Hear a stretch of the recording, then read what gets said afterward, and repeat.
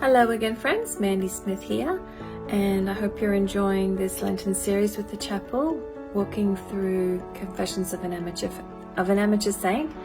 I should know how to say that by now.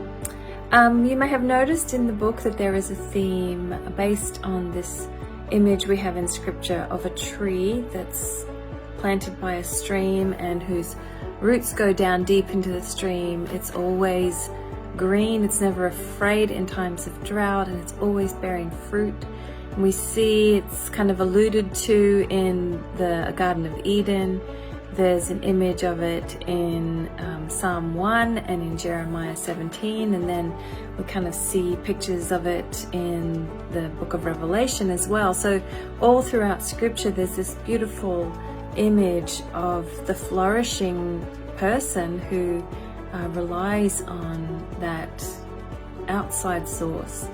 And I know when I hear a description of a tree whose leaves are always green, of a tree who's always bearing fruit, I think, well, of course I want to be that kind of tree. I don't want to be a withered up little shrub in the desert. I want to have this fruitfulness. And so then I work really hard to become the fruitful tree, and because I'm doing that in my own strength, I end up becoming the withered tree. And so I just wanted to give you some time to reflect on the moments in life that provide those temptations to be self-sufficient. It's actually quite risky for us to reach our roots out. And I sometimes imagine this rather ridiculous image of a tree that is self-sufficient, that its roots go back into itself and its branches go back into itself. It would become a closed circuit and a system that was just depending on itself, that would kind of suck itself dry within a day, I would imagine. It's a ridiculous thing to imagine. And so, but at the same time, we do that to ourselves all the time. We actually need things from outside of ourselves, from one another, and of course from God. He ultimately is the source of all of our strength, of every idea, of all of our energy. And so I just would encourage you to reflect on those moments, maybe even in the last day or in the last week, where you've wanted to have fruit and you've been tempted to be self-sufficient in that effort, to work harder instead of maybe disconnecting from your work for a little bit in order to connect to the source of God, so that the source of life in God, so that when you come back to your work, there is something from outside of yourself to bring to that work. And I think it's helpful for us to just catch ourselves in those habits. That, no judgment, because our education and our culture have affirmed us in those secular habits.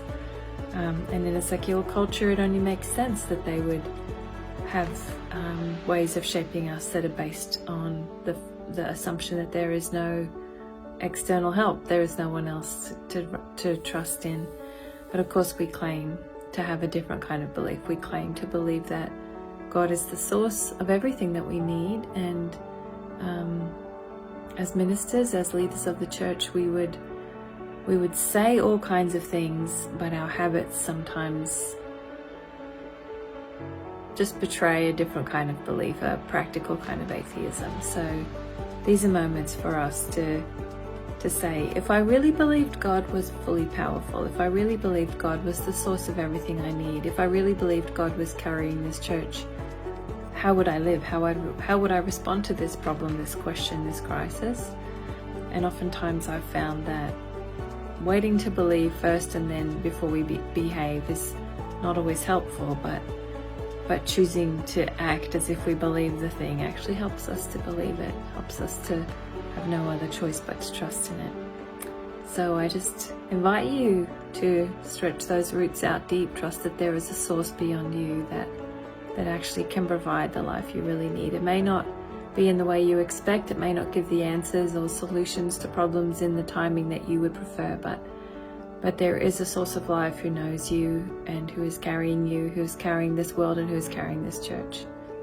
So sit by the stream with me, friends.